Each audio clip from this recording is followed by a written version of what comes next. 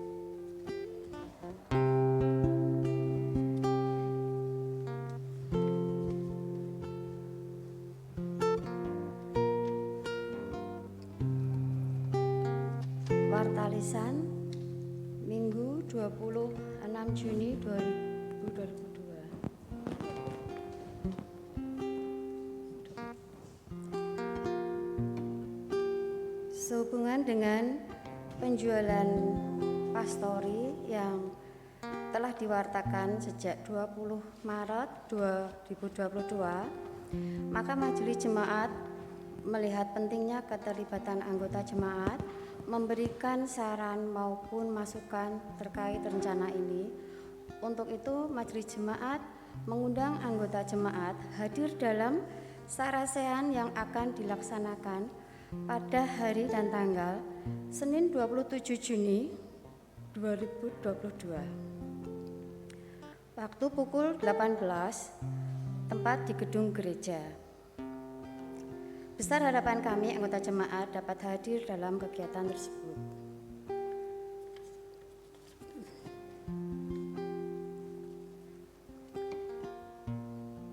Dan juga penata ulang geografis sektor. Setelah dilakukan evaluasi terkait penataan geografis sektor di lingkup GKI Madiun, maka Majelis Jemaat memutuskan untuk menata ulang kembali geografis sektor dari semula 4 sektor menjadi 3 sektor sebagai berikut. 1. Sektor Efrata dan Bethlehem digabung menjadi sektor Efrata. 2. Sektor Galilea dan sektor Nazaret tetap dan tidak ada perubahan nama, adapun secara geografis sebagai berikut. Dan 1 pergumulan yang masih terus kami proses adalah kepengurusan baru sektor Efrata. Untuk itu kami mohon anggota jemaat yang dapat mendukung dalam doa ataupun bagi yang berdomisili di sektor Efrata bersedia terlibat dalam kepengurusan sektor. Demikian informasi yang dapat kami sampaikan. Dan informasi ini akan terus kami sosialisasikan hingga akhir bulan Agustus. Kiranya anggota jemaat dan simpatisan dapat menyesuaikan diri dengan penata ulang geografis sektor yang baru dan semakin menguatkan semangat persekutuan kita dengan hadir terlibat aktif dalam sektor di mana kita berdomisili saat ini. Jika ada pertanyaan atau membutuhkan informasi lebih lanjut, dapat menghubungi Majelis Jemaat. Demikian fakta lisan hari ini.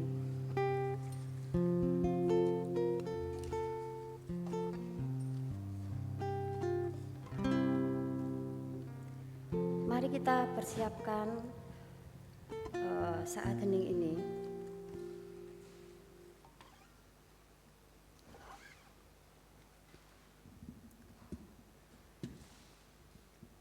Shalom untuk Tuhan yang terkasih, untuk semua umat Tuhan dan terkasih. Kita bersyukur kepada Tuhan karena detik ini kita dipersekutukan bersama dalam kebaktian minggu. Pertumbuhan kedua kiranya sukacita dan semangat selalu menggema dalam diri kita di tengah semua upaya pemulihan dari pandemi COVID-19.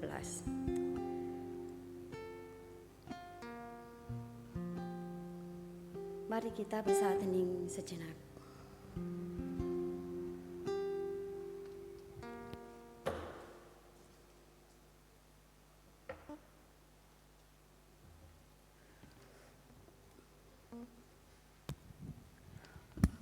Umat diundang berdiri. Umat yang dikasihi Tuhan menjadi pengikut Kristus menumbuhkan sukacita yang akan menolong kita untuk bersemangat menumbuhkan iman setia kita kepada Allah. Sungguh patut kita bersyukur kepadanya atas panggilan hidup sebagai anak-anak Allah dalam hidup kita. Dengan bersyukur kita pujikan, kami puji dengan riang.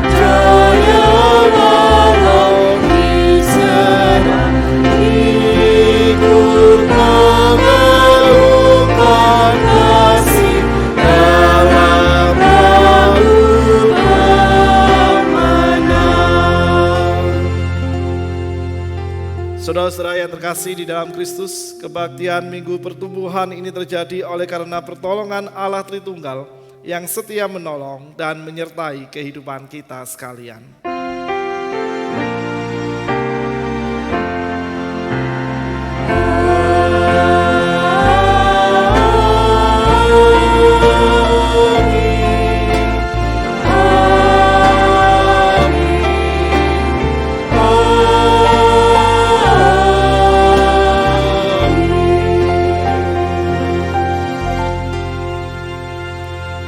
Damai dalam kasih persekutuan Allah Tritunggal beserta saudara sekalian.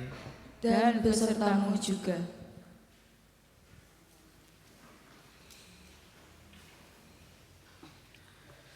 Shalom Bapak Ibu dan saudara-saudara yang terkasih di dalam Kristus.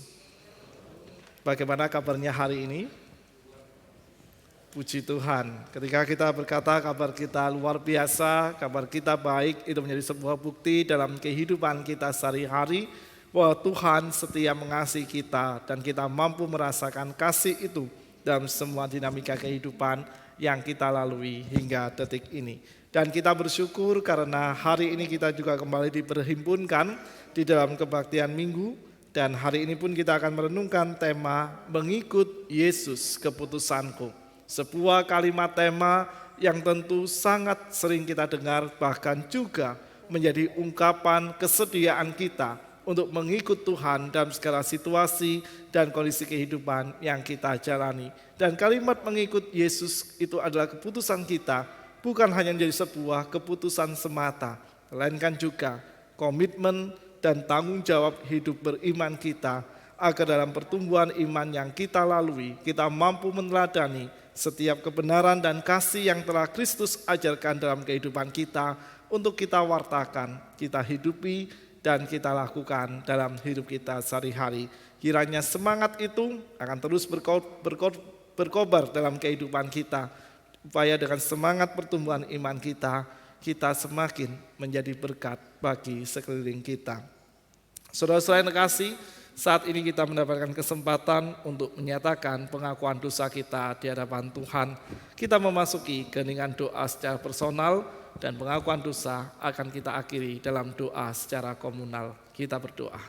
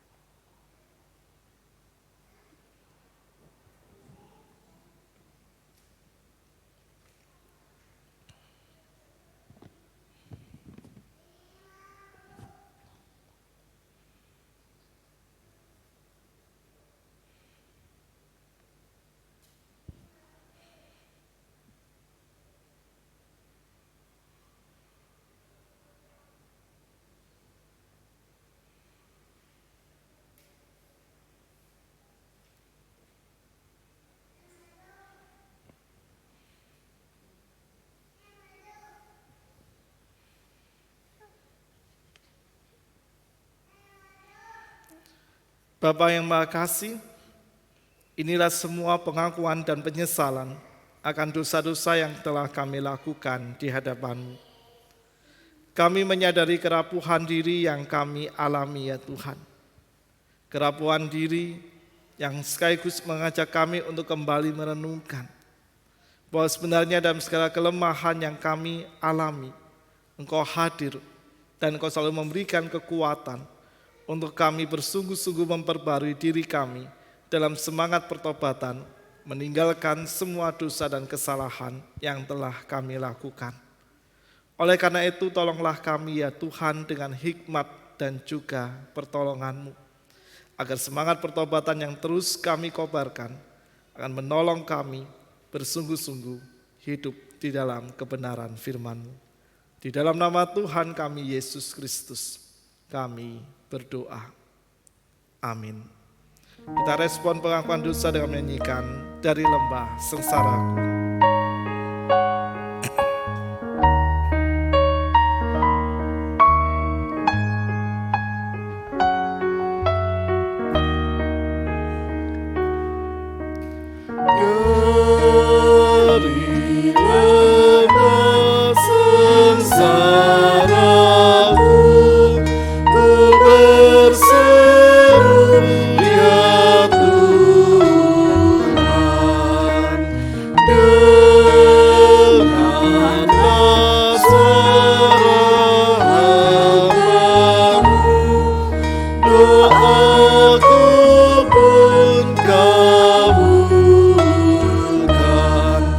Jika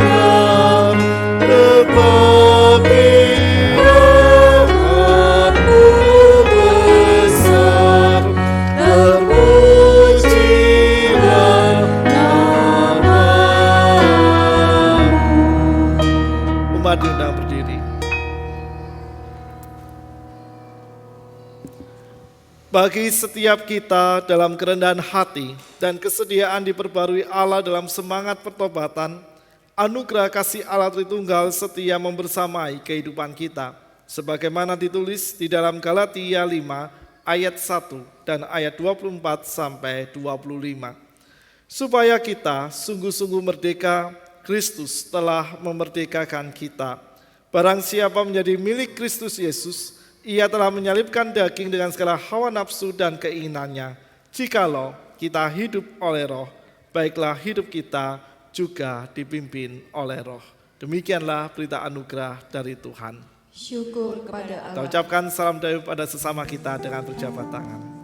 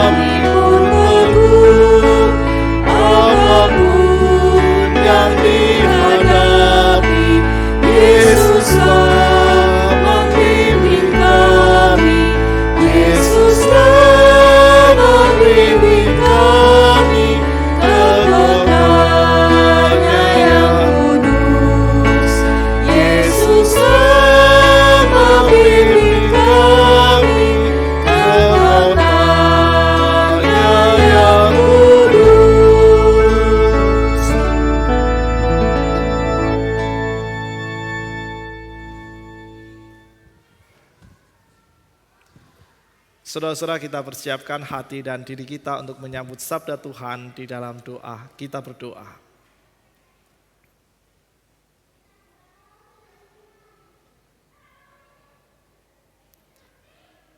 Saat Engkau membimbing kami untuk terus melihat, sekaligus kami belajar menjadi murid-murid-Mu yang taat dalam kehidupan kami. Menjadi sebuah hal yang terus kami syukuri dalam setiap langkah yang kami tapaki. Karena di sana kami mengetahui Engkau memanggil kami untuk menjadi murid-murid-Mu yang setia. Engkau pun memanggil kami untuk menjadi anak-anak-Mu yang taat, hidup di dalam kebenaran-Mu. Kami bersyukur kepada-Mu pula ya Tuhan. Karena dalam perhimpunan kami saat ini, Engkau memberikan kami waktu untuk kembali membaca dan merenungkan firman-Mu.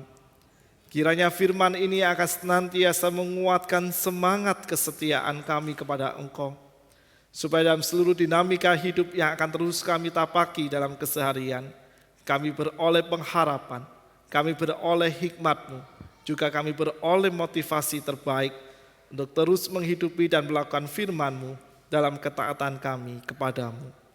Tolonglah juga hamba-Mu ini, biarlah dalam segala kerapuhan dirinya, ia mampu menguraikan sabda-Mu bagi kami semua.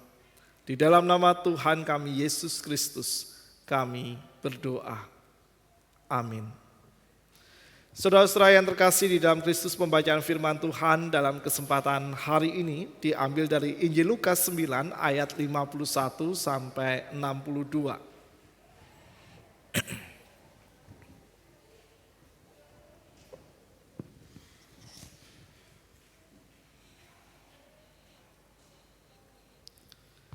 Injil Lukas 9 ayat 51 sampai dengan 62.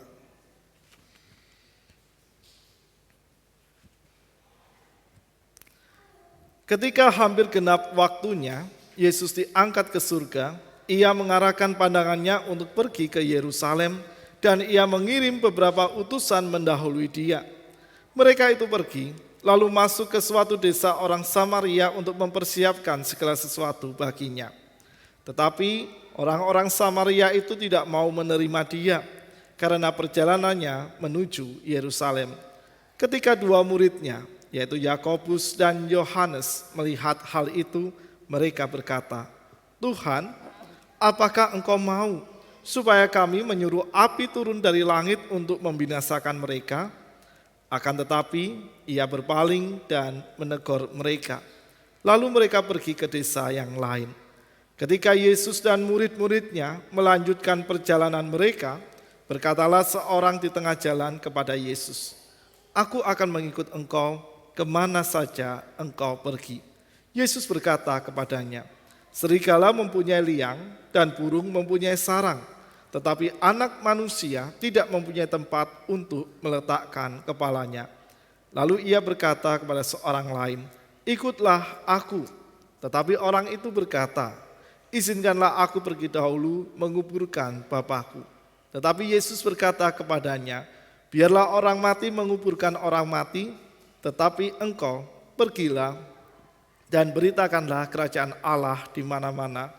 Dan seorang lain lagi berkata, "Aku akan mengikut Engkau Tuhan, tetapi izinkanlah aku pamitan dahulu dengan keluargaku."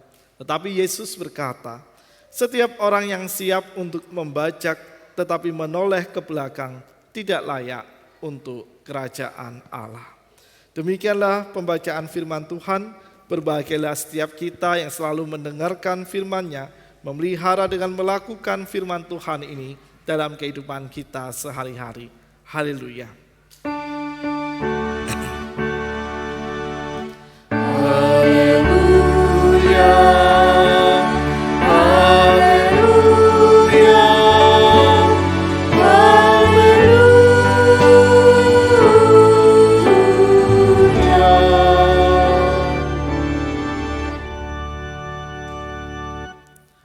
Saudara-saudara yang terkasih di dalam Kristus, suatu hari di sebuah desa kecil di negara India, hiduplah sebuah keluarga yang selalu setia dan taat dalam mengikut Tuhan, keluarga yang selalu belajar menemukan iman mereka dengan sungguh-sungguh, meskipun mereka mendapatkan begitu banyak tentangan dan tantangan sebagai pengikut Allah di tengah-tengah kehidupan mereka sehari-hari.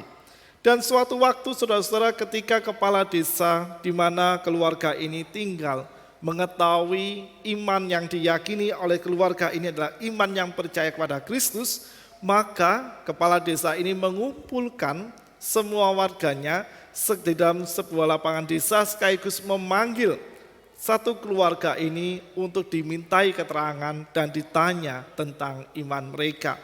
Dan di dalam dialog itu, saudara-saudara, sang kepala keluarga, sang ayah dari keluarga yang memiliki iman yang kuat pada Kristus, ia menyatakan bahwa ia dan keluarganya tetap berpegang teguh dalam imannya kepada Allah. Lalu kepala desa ini menawarkan sebuah tawaran yang sangat menggiurkan.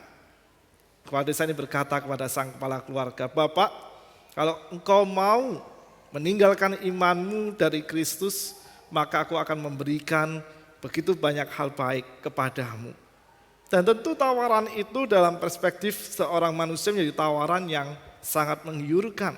Siapa yang tidak mau mendapatkan hal-hal yang begitu terbaik dalam kehidupannya asalkan mau meninggalkan Kristus.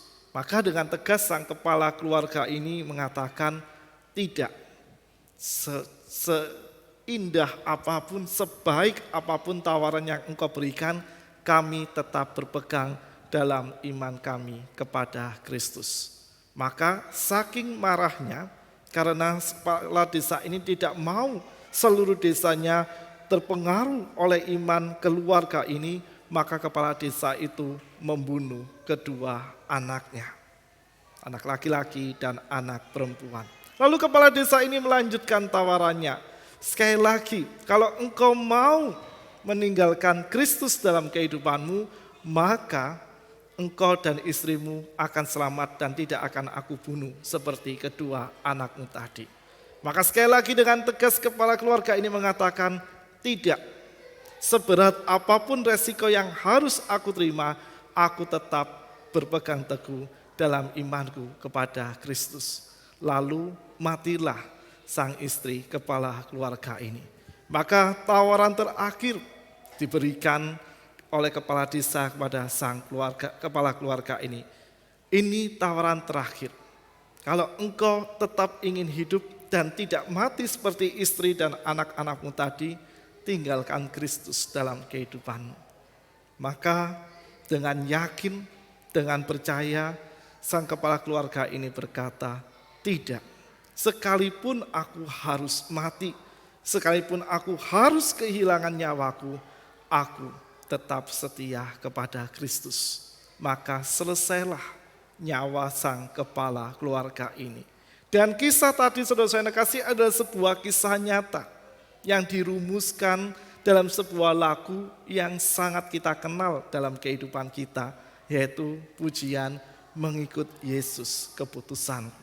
Dan belajar dari cerita dan pengalaman sang kepala keluarga tadi, kita mampu melihat sekaligus merasakan dalam kehidupan kita bahwa menjadi seorang pengikut Kristus membutuhkan kesediaan diri untuk siap sedia menanggung semua konsekuensi dan resiko, bahkan jika perlu kita dipanggil untuk mengorbankan nyawa kita demi mempertahankan iman dan keyakinan kita kepada Kristus. Karena kalau tadi kita melihat sesuai kasih apa yang dialami oleh keluarga di desa tadi, bagaimana mereka sampai detik akhir kehidupannya, meskipun harus kehilangan nyawanya, mereka tidak segan untuk memberikan nyawanya demi mempertahankan imannya kepada Kristus. Mereka tidak takut ketika ancaman kehilangan nyawa itu ada di dalam kehidupan mereka, karena mereka percaya bahwa saat mereka berpegang dalam imannya kepada Kristus, di sanalah mereka dipanggil untuk bersungguh-sungguh menumbuhkan iman itu di dalam kehidupannya. Mungkin kisah kehidupan kita saudara-saudara tidak se-ekstrim seperti yang tadi dialami oleh satu keluarga yang harus kehilangan nyawanya demi imannya kepada Kristus. Mungkin kita tidak mengalami resiko-resiko dan konsekuensi yang berat dalam perjalanan iman kita hingga detik ini ketika kita harus memperjuangkan iman kita. Tetapi pertanyaan yang harus senantiasa kita renungkan adalah, apakah di sepanjang kehidupan kita ketika kita berjumpa dengan godaan-godaan yang dapat menyeret kita meninggalkan Kristus, kita tetap bertahan dengan setia dalam iman kita. Atau mungkin kita melakukan sebuah tindakan, gak apa-apalah, sekali-sekali gak taat dalam imanku pada Tuhan, ya nanti jabatanku diambil ya. Tuhan, mohon ampun Tuhan, untuk sekali ini aja aku gak mempertahankan imanku, nanti kalau jabatanku masih bertahan, aku akan kembali dalam imanku pada Tuhan. Atau mungkin di sisi yang lain, Ketika ada sebuah godaan yang hadir dalam kehidupan kita, tetapi godaan itu mengajak kita untuk meninggalkan iman kita, apakah kita tetap akan bertahan menghadapi godaan itu dan siap sedia meskipun apa yang mungkin saat itu kita senangi, apa yang mungkin saat itu membuat kita berharga di hadapan manusia yang lain, ataukah ada sesuatu yang membuat kita menjadi pribadi yang baik harus rela kita tinggalkan demi iman kita kepada Kristus. Karena seorang pengikut Kristus yang setia sesuai dengan kasih, ia harus bersedia kehilangan apapun, asalkan Kristus tidak hilang dari dirinya.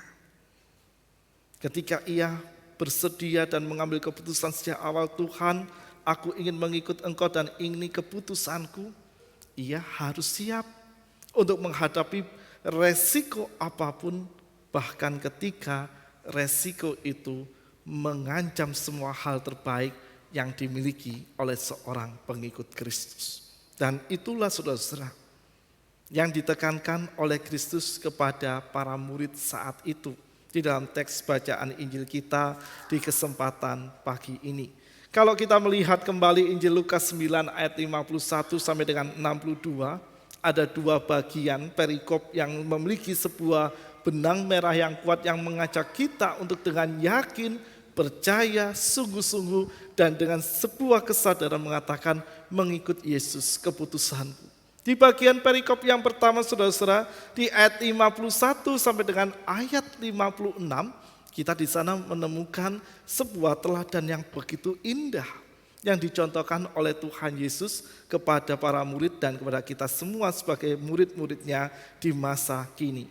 Di ayat 51 kita diajak untuk melihat konteks dan situasi yang dialami oleh Kristus ketika ia ditolak kehadirannya di sebuah desa yang dihuni oleh orang-orang Samaria.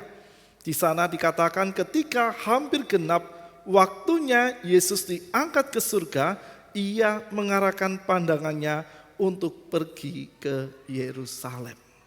Jadi cerita ini kalau ditafsirkan sesuai kasih adalah sebuah kisah yang mengajak kita untuk memahami bagaimana Kristus mempersiapkan murid-muridnya untuk nantinya mereka menjadi murid-murid yang mandiri.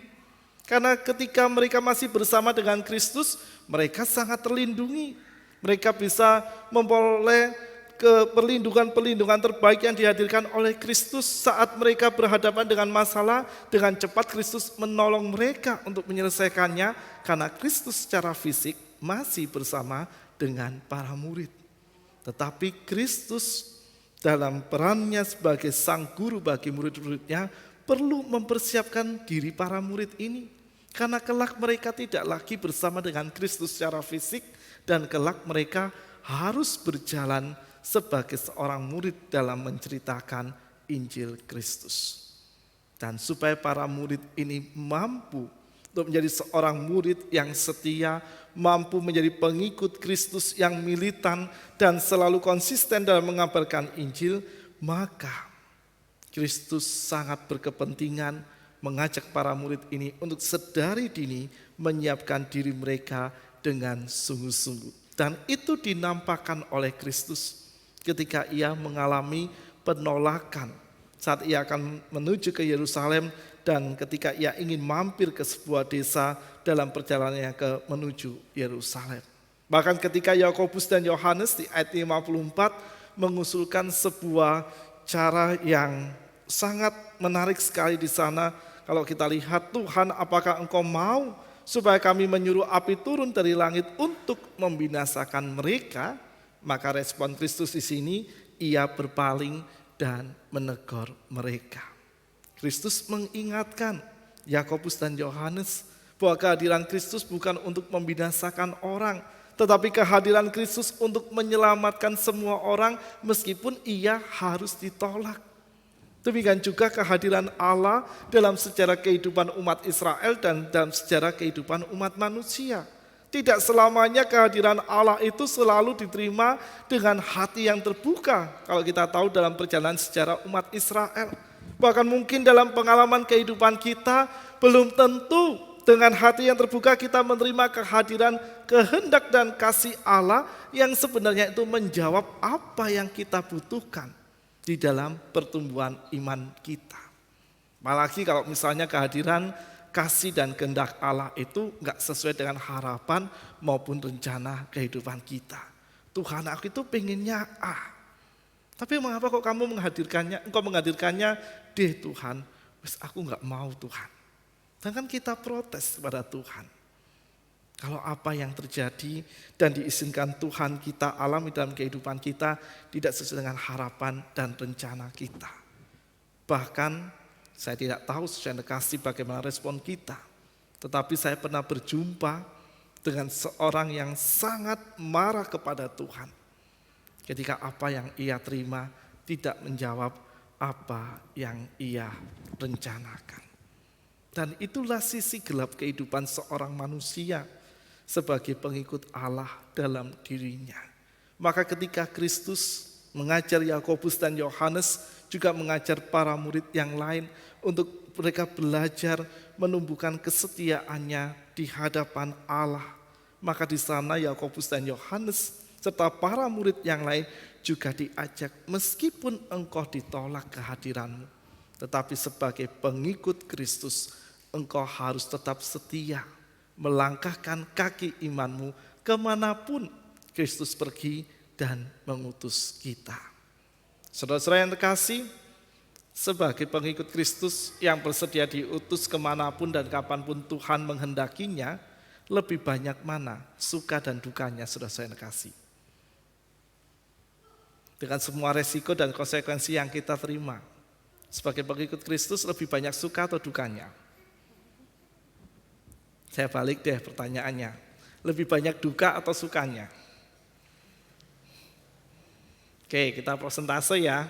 Oh, agak kesulitan tuh Pak Firko, pertanyaannya ini sulit banget ini.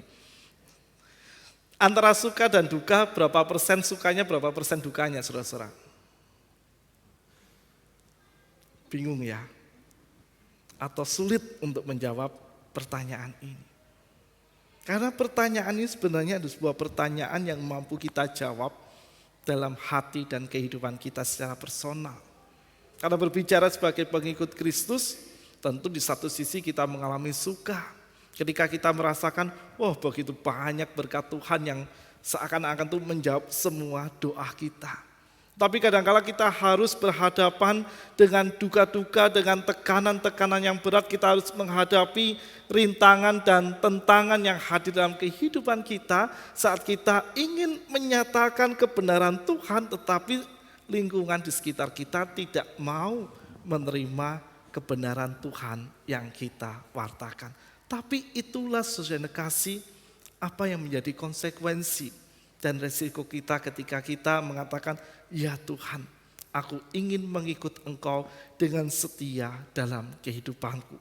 Dan supaya kita mampu mempertahankan keputusan dan komitmen iman kita di dalam Tuhan, maka ada dua hal yang juga Kristus ajarkan di dalam ayat 57 sampai dengan 62 yang akan menjadi bekal kita sebagai pengikut Kristus. Yang pertama, saudara kasih, sebagai pengikut Kristus yang berusaha dan belajar untuk setia di dalam ketaatan kita, maka kita juga harus belajar untuk selalu siap sedia keluar dari zona nyaman kita dan bersedia dibentuk oleh Tuhan dengan caranya yang terbaik.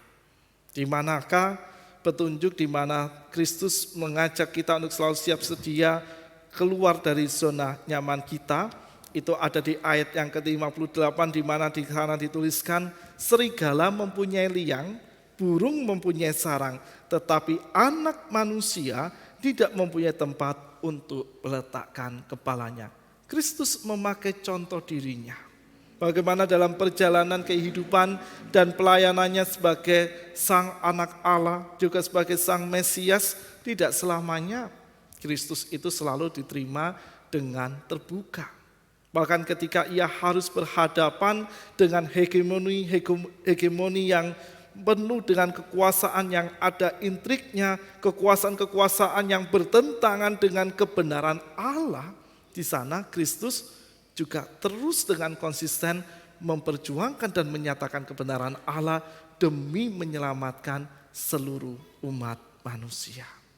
Kristus tidak pernah takut, saudara kasih, untuk melakukan hal itu. Meskipun ia harus meninggalkan zona nyamannya. Dia itu punya kuasa. Kristus itu bisa melakukan mukjizat apapun.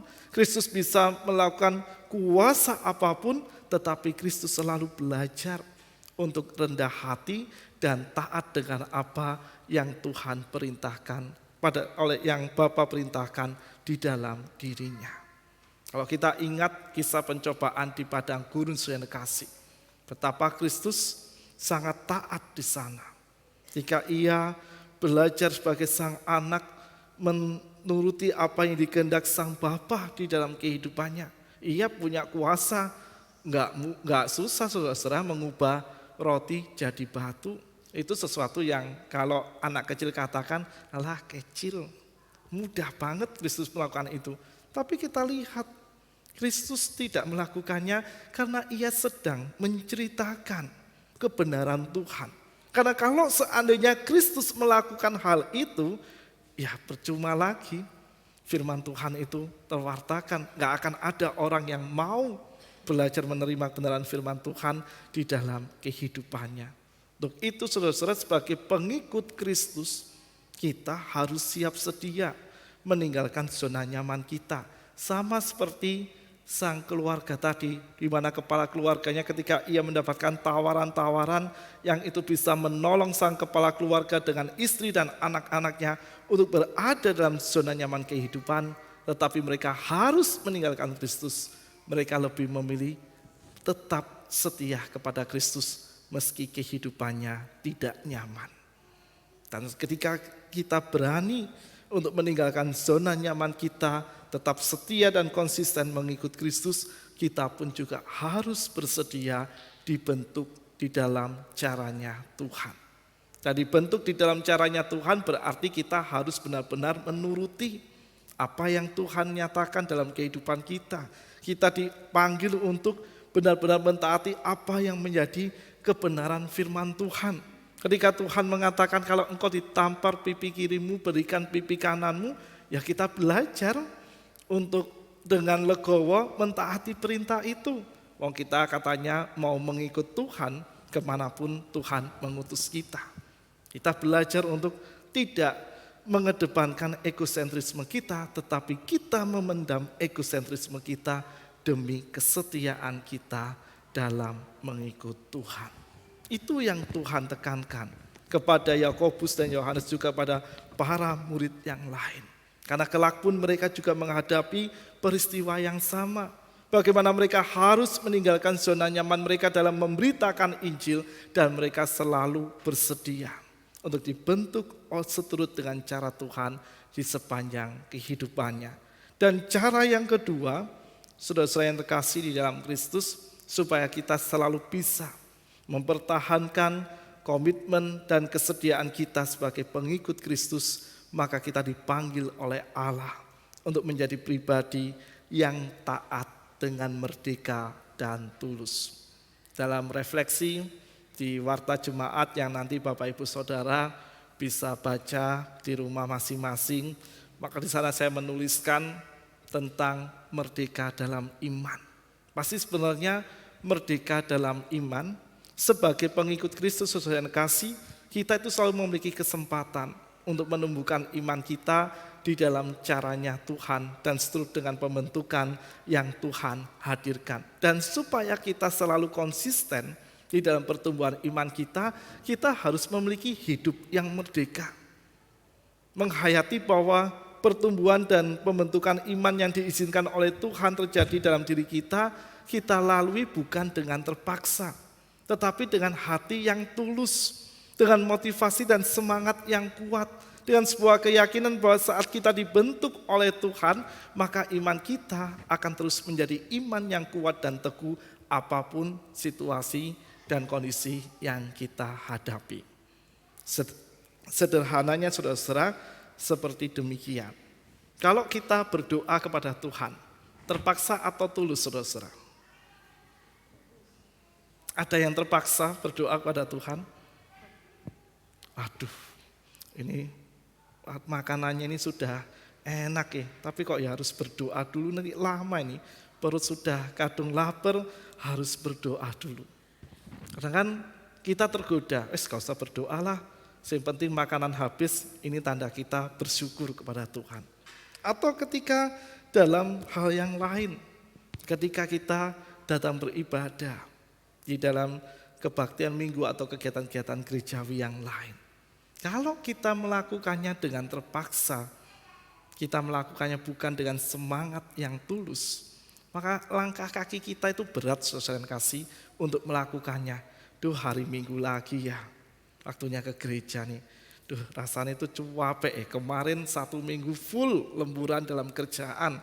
Atau ketika, rasanya tuh pikiran lagi suntuk, nanti ketemu orang itu lagi. Rasanya males untuk datang ke gereja. Kadang godaan-godaan seperti itu, saudara kasih, muncul di dalam pikiran kita, bahkan di dalam kehidupan kita.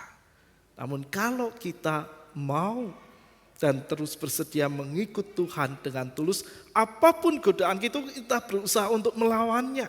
Kita berusaha untuk menunjukkan semangat ketaatan dengan tulus dan memiliki hati yang merdeka, agar keputusan kita tetap terus ada dan kita hidupi, dan keputusan sebagai murid Kristus itu semakin menguatkan kita untuk menjalani segala situasi dan kondisi hidup yang kita hadapi. Karena sebagai pengikut Kristus, sekali lagi kita tidak boleh asal-asalan mengikutnya. Kita harus bersungguh-sungguh, saudara-saudara. Kalau belajar dari contoh ekstrim dari satu keluarga yang harus mati demi mempertahankan imannya, mungkin saat ini Tuhan tidak menghendaki kita sampai sebegitunya. Tetapi Tuhan mengizinkan begitu banyak permasalahan, begitu banyak pergumulan, begitu banyak peristiwa dan tekanan-tekanan berat yang menjadi cara Tuhan untuk melihat sampai sejauh mana semangat ketulusan kita sebagai pengikut Kristus dalam kehidupan kita sehari-hari. Untuk itulah saudara-saudara, saat kita mengatakan mengikut Yesus keputusanku, mari bersama kita lakukan dengan sungguh-sungguh. Kita siap sedia keluar dari zona nyaman kita, siap sedia dibentuk oleh Tuhan, dan siap sedia membangun semangat iman kita dengan tulus dan dengan merdeka dalam hidup kita sehari-hari. Tuhan memanggil kita untuk menjadi murid-muridnya, dan saatnya dan selalu sedia untuk kita merespon setiap panggilan Tuhan sebagai Allah dan sahabat kita yang telah memberkati, yang telah memelihara kita dengan semua kebaikan yang Ia anugerahkan, dan kiranya keputusan kita jadi sebuah keputusan yang kuat. Apapun rintangan, apapun tantangan, apapun godaan, apapun pergumulan yang kita hadapi, mengikut Yesus tetap menjadi keputusan terbaik dalam hidup kita. Selamat belajar menjadi pengikut Kristus yang setia dalam segala situasi dan kondisi hidup. Kiranya damai dan hikmat Tuhan yang selalu memberkati dan menuntun kehidupan kita semua. Amin. Kita bersaat hening.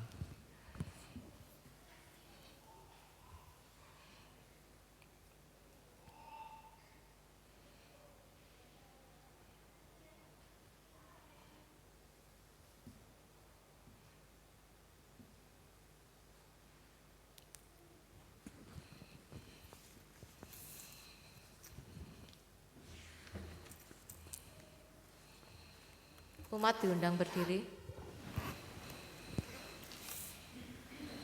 Bersama dengan umat Allah di sepanjang masa dan di segala tempat, kita ikrarkan pengakuan iman kita dengan mengucapkan pengakuan iman rasuli yang demikian.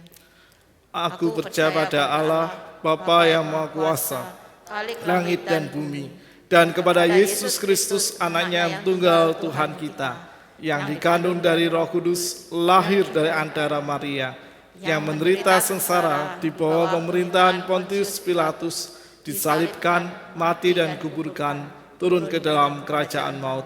pada hari yang ketiga, bangkit pula dari antara orang mati, naik ke surga, duduk sebelah kanan Allah, Bapa yang Maha Kuasa, dan dari sana ia akan datang untuk menghakimi orang yang hidup dan yang mati. Aku percaya pada Roh Kudus, gereja yang kudus dan am, persekutuan orang kudus, pengampunan dosa, kebangkitan orang mati, dan hidup yang kekal. Amin. Dipersilahkan duduk kembali.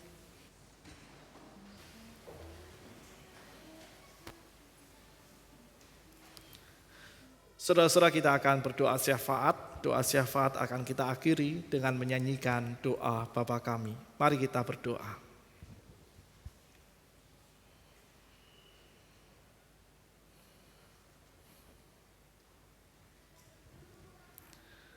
Bapa yang makasih dalam semua dan segala kasih juga kuasa-Mu. Kami ingin terus belajar menjadi murid-murid-Mu yang setia. Kala kami memutuskan dengan serius dan dengan sadar bahwa kami ingin mengikut Engkau kemanapun Engkau mengutus dan mengirim kami. Karena kami percaya dalam kesediaan kami menjadi anak-anak-Mu dan juga murid-murid-Mu, Engkau selalu memperlengkapi kami dan Engkau senantiasa menganugerahkan hikmat terbaik-Mu. Agar dalam segala keputusan sebagai pengikut-Mu, kami mengikut Engkau dengan setia di tengah segala godaan, tantangan dan tentangan yang kami alami dalam kehidupan kami sehari-hari. Kami bersyukur kepadamu ketika hingga detik ini, dalam iman kami ya Tuhan, kami tetap menjadi dan terus belajar sebagai murid-murid-Mu yang setia.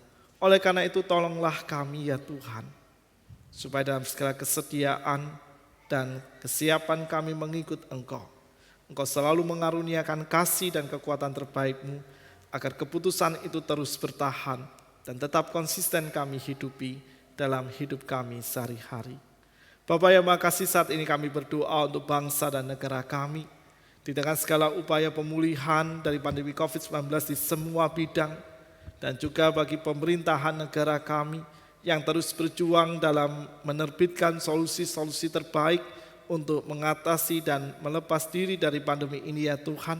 Kiranya Engkau selalu memberkati dan menolong kami sebagai bangsa Indonesia, supaya dengan pemerintahan negara kami ya Tuhan, kami mampu bergandengan tangan untuk bangkit dari pandemi ini, dan kami siap sedia untuk terus menghadirkan damai sejahtera-Mu, supaya bangsa ini menjadi bangsa yang penuh dengan kedamaian, di sebuah bangsa yang dapat menjadi inspirasi bagi negara-negara yang lain, juga menjadi sebuah bangsa yang mampu memuliakan nama-Mu lewat setiap kebaikan yang kami kerjakan bersama-sama, baik kami sebagai masyarakat maupun sebagai pemerintahan negara. Kami saat ini juga berdoa sekaligus memberserahkan untuk kehidupan bergereja kami dengan semua karya pelayanan yang dikerjakan, baik dalam karya pelayanan kategorial, di Komisi Anak, Komisi Remaja Pemuda, Komisi Dewasa, dalam karya pelayanan melalui Komisi Diakonia, Komisi Musik Gerejawi, dalam kemajelisan jemaat, juga kepanitiaan-kepanitiaan dan tim yang terus ada di tengah-tengah pelayanan kami. Demikian juga dalam karya pelayanan melalui Yayasan Kristen Petra Madiun yang bergerak di bidang pendidikan. Kami memohon hikmat-Mu yang akan terus menuntun dan memimpin kami semua, agar segala karya pelayanan yang kami perjuangkan itu mampu menjadi berkat bagi sekeliling kami, sehingga mereka selalu mengenal Engkau dan mengenal cinta kasih-Mu, dan kehadiran gereja-Mu menjadi sebuah kehadiran yang inspiratif di dalam kehendak kasih-Mu.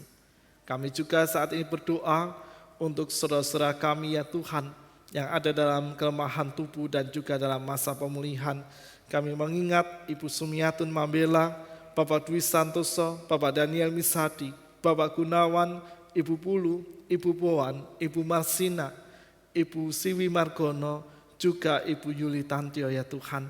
Kiranya Engkau akan selalu memberkati saudara-saudara kami ini dalam segala upaya pemulihan yang mereka jalani, supaya dalam masa-masa pemulihan itu mereka selalu melihat sekaligus merasakan dengan utuh karya kesembuhan-Mu, dan kiranya semangat mereka selalu terjaga hanya di dalam Engkau.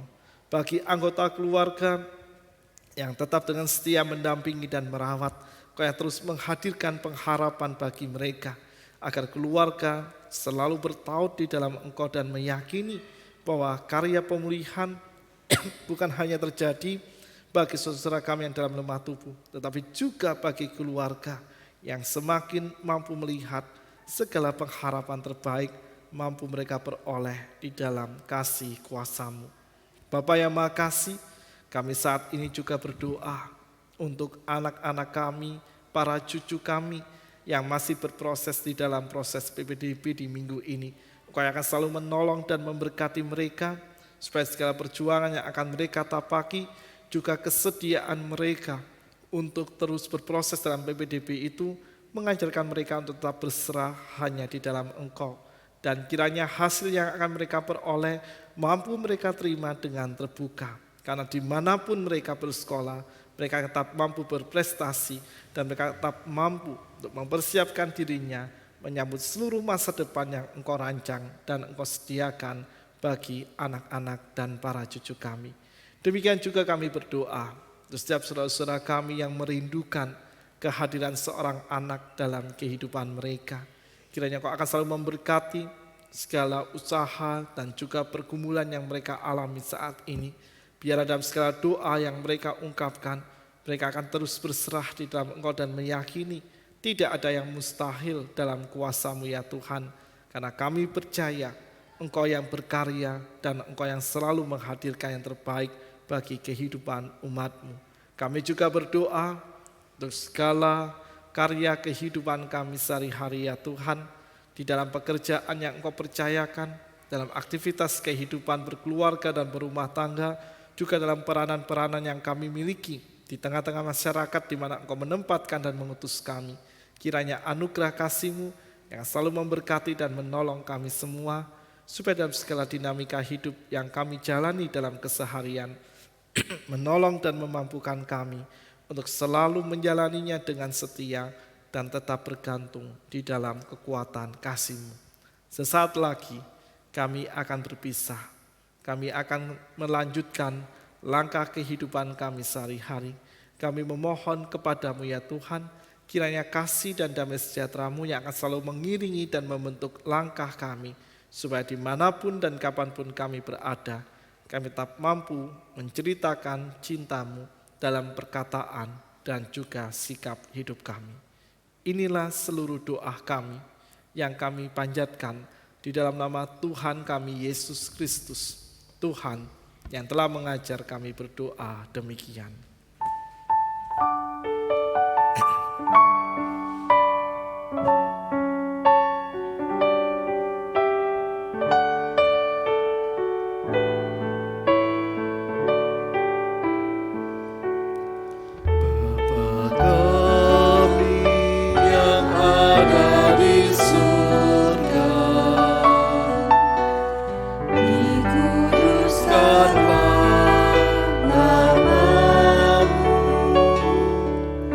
Datanglah kerajaan-Mu, jadilah kehendak-Mu di bumi seperti di surga.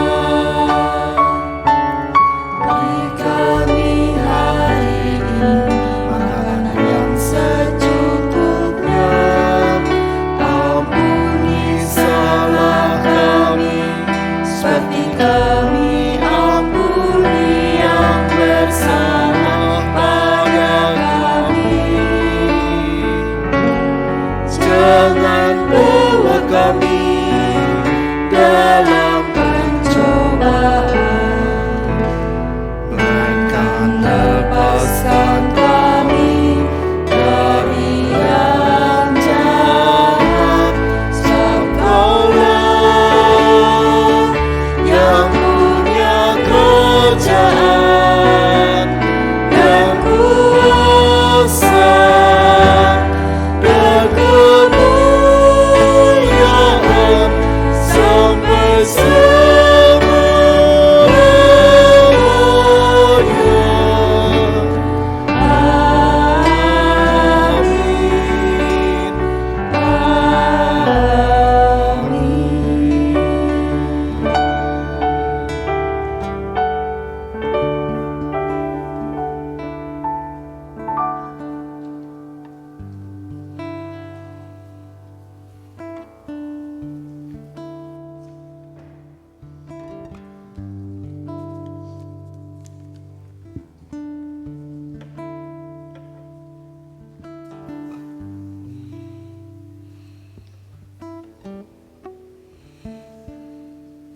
umat Tuhan, firman Tuhan mengingatkan kita untuk selalu bersyukur kepada Tuhan di setiap waktu, dalam segala kondisi dan situasi.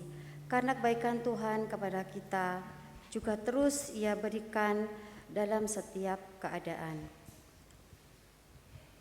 Persembahan kali ini diambil dari Mazmur 16 dari ayat ke-7 sampai 11 yang berbunyi demikian. Aku memuji Tuhan yang telah memberikan nasihat kepadaku. Ya, pada waktu malam hati nuraniku mengajari aku. Engkau memberitahuku kepadaku jalan kehidupan di hadapanmu. Ada sukacita berlimpah-limpah di tangan kananmu dan ada nikmat senantiasa.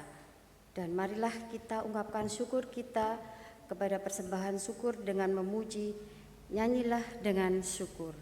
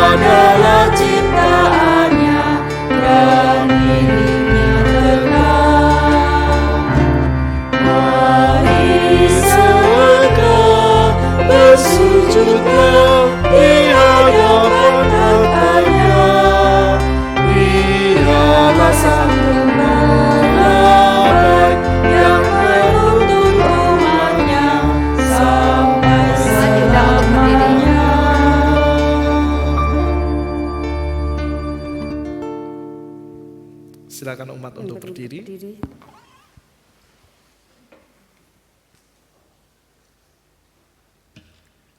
Mari kita bawa persembahan kita di dalam doa. Bapa yang penuh kasih dari segala kehidupan kami, atas rezeki, kesehatan, pekerjaan kami serahkan dalam kuasa kasih-Mu. Jika saat ini Tuhan kami datang dan membawa persembahan besar maupun kecil, kami persembahkan dan kami berharap ya Bapa, Engkau selalu layakkan persembahan ini di hadapan-Mu untuk pelebar kerajaan-Mu. Dan berkati kami juga ya Bapa dalam mengelola persembahan ini dengan baik. Dan terima kasih ya Bapa ya Tuhan Yesus, kami dalam nama-Mu, Bapa, Putra, dan Roh Kudus. Amin.